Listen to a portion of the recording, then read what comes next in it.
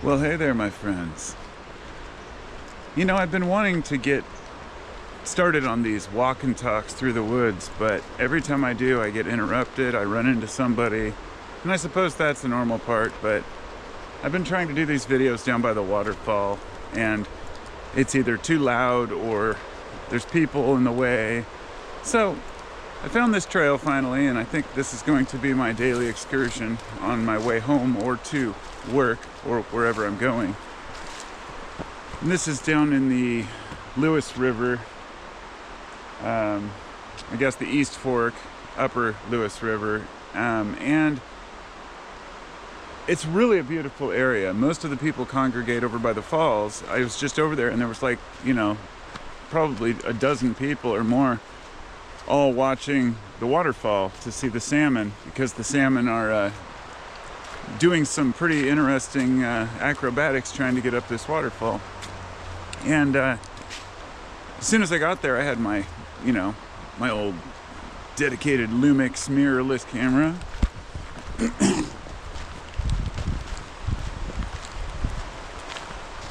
What's up, man?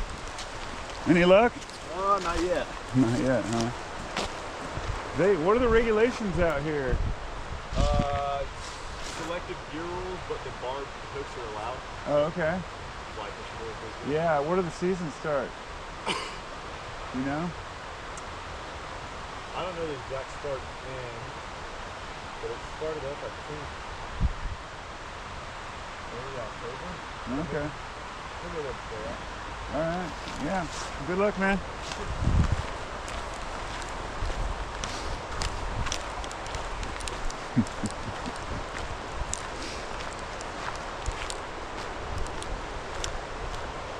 There's a reason I asked him that. I'm not sure if there's actually fishing allowed here, and I think that's because they have the no water contact rule up there, but I'm not sure if that applies down here or not. So I'm still trying to figure that out. So either he was lying out his ass, or fishing is allowed here, in which case I'm pretty excited because I want to fish. And so anyway, back to the discussion. I wanted to have weekly or daily discussions walking down the trail, and as I was saying, I don't encounter people down here, so the first time I do, it's a fisherman. That's awesome. But it's not like it's a not well used area. Look at this. In the summer, I'm sure there's plenty of people down here. It's got a little, you know, a little wooden gate and a little bridge over here and everything, so. But earlier in the year, I saw the salmon were spawning over here in the gravel beds. So as I was gonna say, before I end up just rambling without getting to my point, see, look at this shelf fungus. It's beautiful. Gorgeous. This whole area is just so epic.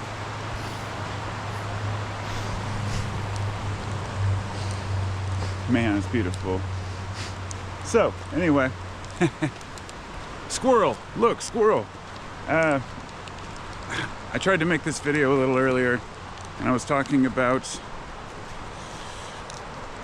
basically not being defeated, and I don't feel like I really covered it, so I'm just going to start over.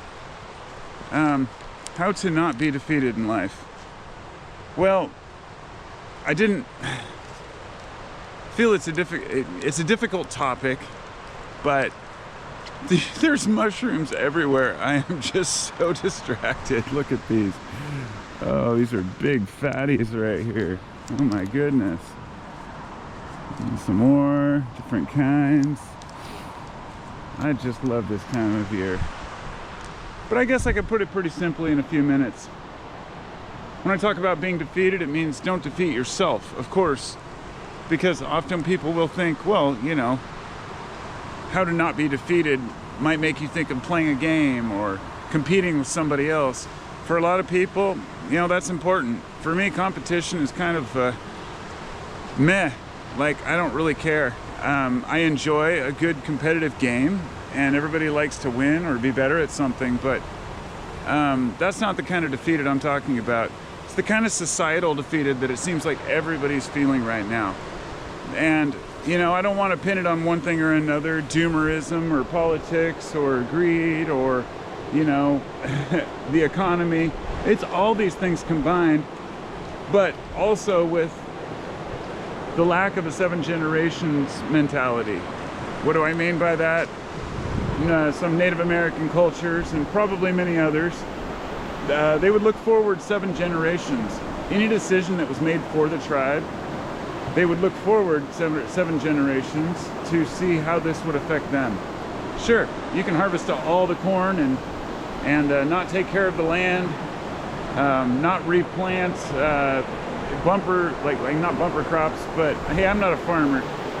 The point is, you can rape the land of its value today to pay for today's problems. And this is a bigger metaphor for everything that's going on right now in the world. The people with the power, the people who are in charge, they are completely insane. Just put it that way. They are insane. Because obviously, we've heard this before, sanity. Insanity is what? By definition, as people often say, it's repeating the same thing over and over, and even though it continues to not work, right? Is that really the definition of insanity? Maybe not, but it's the one that we go by. And my thought is that's exactly what leaders are doing every 4 fucking years in this country. It's, oh, we're gonna fix this, we're gonna build that, oh, but we've got to make sure that we don't get, lose the election next time.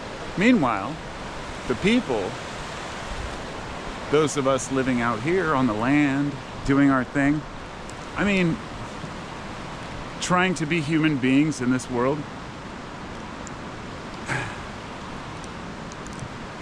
we see things through a completely different lens, a lens of survival a lot of the time, paycheck to paycheck, trying to enjoy the times we can, trying to get the most out of our lives without feeling like college is pointless and that there's no future for our kids.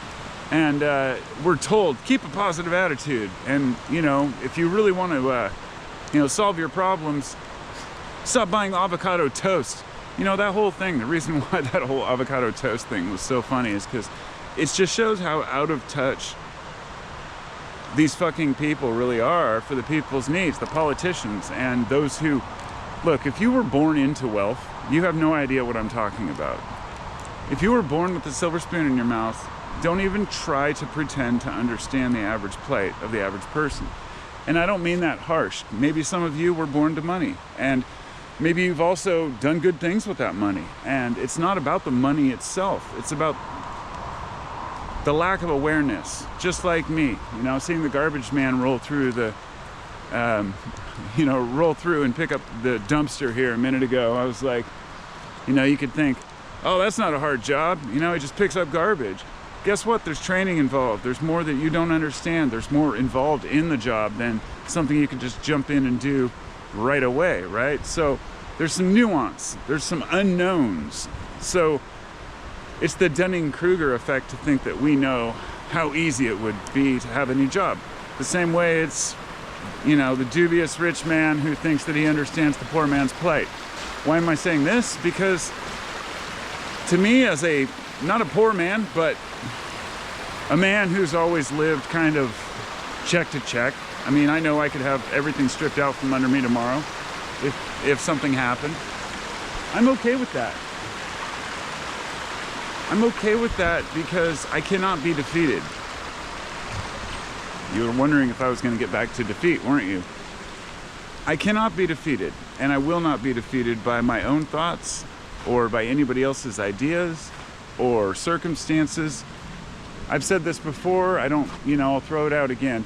I picture like if you lost everything, woke up one morning naked out on the street, lost everything in a fire, everything everyone and every ability to gather resources, what would you do? How would you fare? Would you just give up? No, you would not be defeated because you would be able to fight back because that's what you do. You're a human being, you have will to survive and strength, and that's something we need to harness, not try to, push away or pretend like it's not there. Like, the will to live. And funny enough, as I was mentioning the wealthy seem to have a very unhealthy obsession with wanting to live forever. And I guess I can get that. you haven't figured out how to do this, to stand in nature and just absorb it and realize you are part of it. And as I'm absorbing nature, one day it will be absorbing me, and I'm okay with that. He who dies with the most toys does not win. So the vast wealth of some people, even with as much as they've accumulated, they still feel like they've been defeated. So that's why I brought that into it. No amount of money will allow you to win the game. No amount of stuff will allow you to win the game. It doesn't matter if you buy a social media site for $42 billion and then turn it into a cesspool and beg like a fifth grader to be loved. People will only care if you're an authentic person that has good intentions and means well. Because if you're that person, you'll stop giving a shit what other people think about you. And this is what I'm getting at. You can't be defeated if you know who you are. You're gonna feel shitty sometimes. You're gonna make mistakes sometimes. I know who the fuck I am. Nobody can take that away from me. Everything worth gaining in life is intangible, right? Is intangible a word?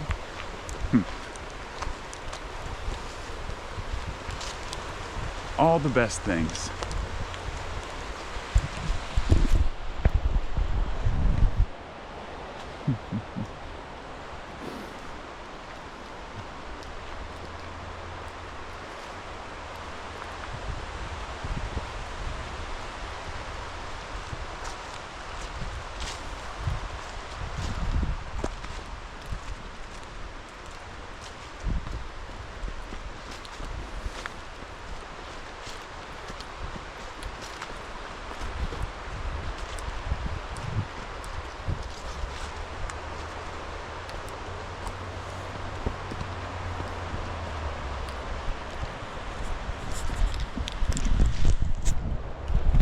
On a final note, last night I got defeated by a sidewalk. I walked out in front of my old house. I was just finished. I had an armload of stuff and I fell on my left thumb and dropped my camera and all my stuff. Cut my right thumb open. Both of my thumbs got screwed up, so sometimes people say they're all thumbs. Today I'm no thumbs. Anyway, I hope you walk away from this stronger, realizing being defeated is a state of mind, and we shouldn't ever allow ourselves to be consumed by the fear of competition or what we could have done or what we would have been, because here we are now, and we can come out into the light anytime we like.